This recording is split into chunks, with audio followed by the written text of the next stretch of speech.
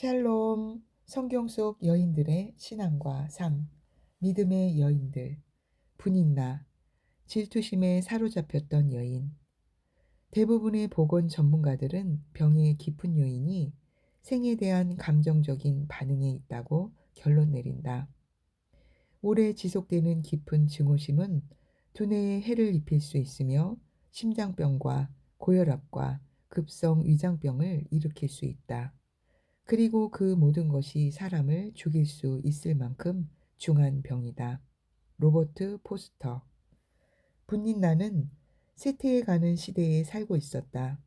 이스라엘은 역사적으로 가장 어두운 시점에 도달해 있었다. 능력 있게 다스렸던 모세와 여호수아의 뒤를 이어 사사들의 시대가 되었던 것이다. 하나님은 친히 이스라엘을 다스리기 원하셨다.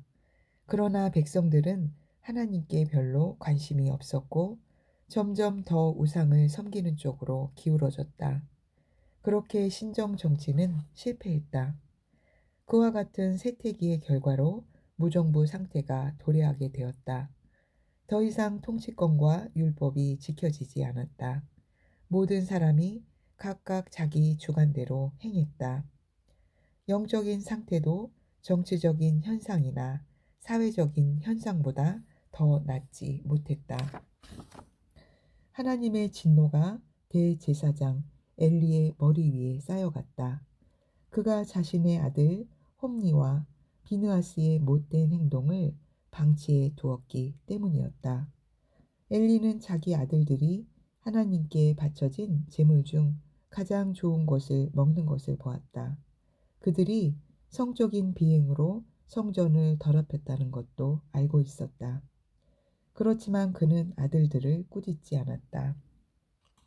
하나님의 심판이 임박해 있었다. 엘리의 집은 영향력을 잃어버렸고 나라는 대적인 블레셋에게 포위되기 직전이었다. 그러나 이보다 더 무서운 일은 하나님께서 거의 말씀을 하지 않으셨다는 것이다. 즉 그 시대에는 하나님과 하나님의 백성들 사이에 소통이 거의 없었다.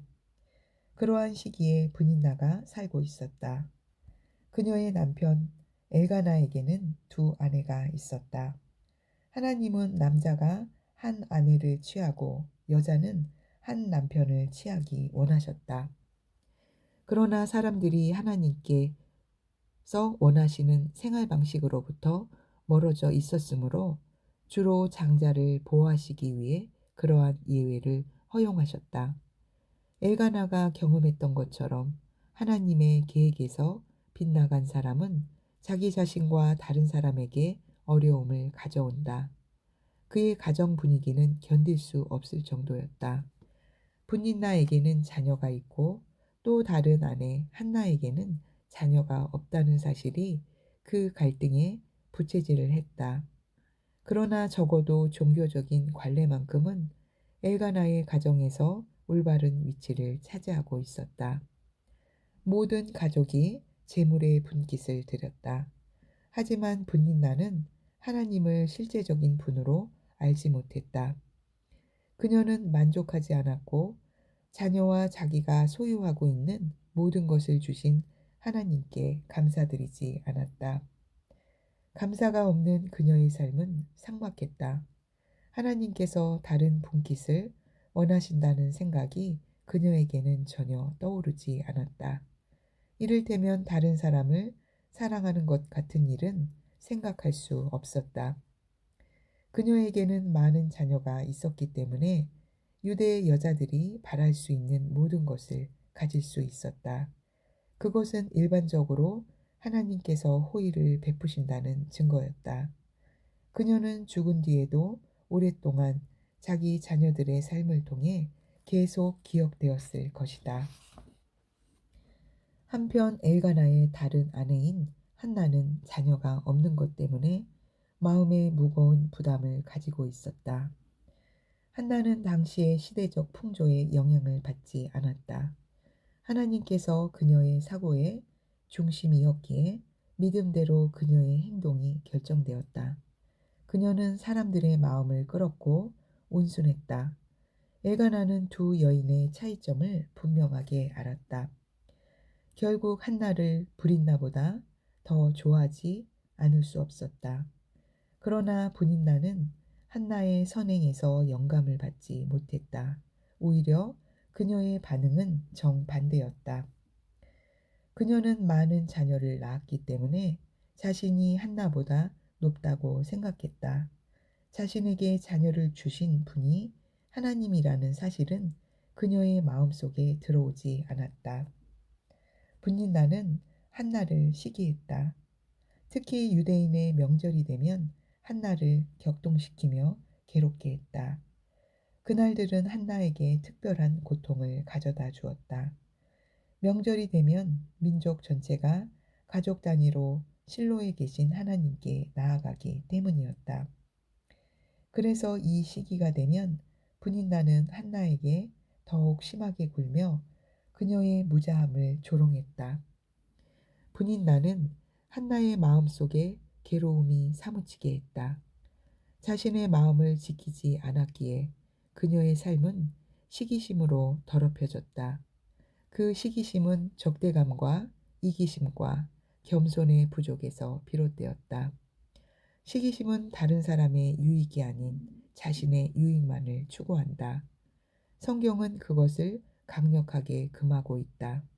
시기심은 하나님께서 인간에게 허용하신 사소한 약점이 아니다. 하나님께서는 그것을 사회에서 훨씬 더 크다고 보는 죄, 즉 살인, 우상숭배, 술수 등과 같은 대열에 놓으신다. 솔로몬은 질투는 인간의 분노라고 기록했다. 그것은 불과 같다. 얼른 끄지 않으면 재앙을 막을 수 없게 된다.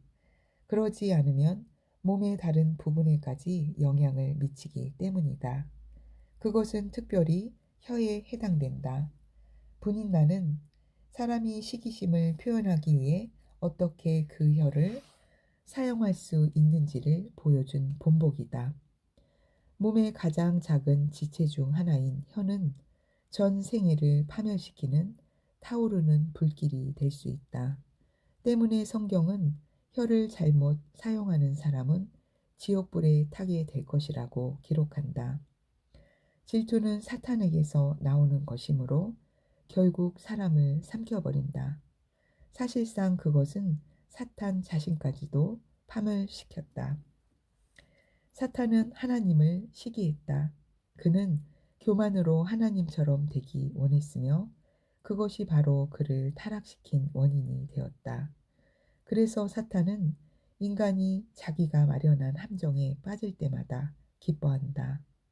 사람들은 천성적으로 질투심이 있기 때문에 사탄이 크게 성공할 때가 많다. 사람이 하나님과 대화하고 하나님을 영화롭게 하는데 사용해야 하는 혀가 사탄의 꼬임으로 사용된다는 것은 참으로 역설적이다. 질투는 마음속에서 시작된다.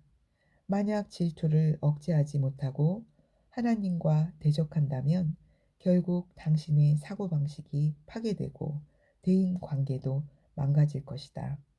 그것은 미묘하게도 질투를 받는 대상보다 질투를 품고 있는 사람에게 훨씬 더 위험하기 때문이다.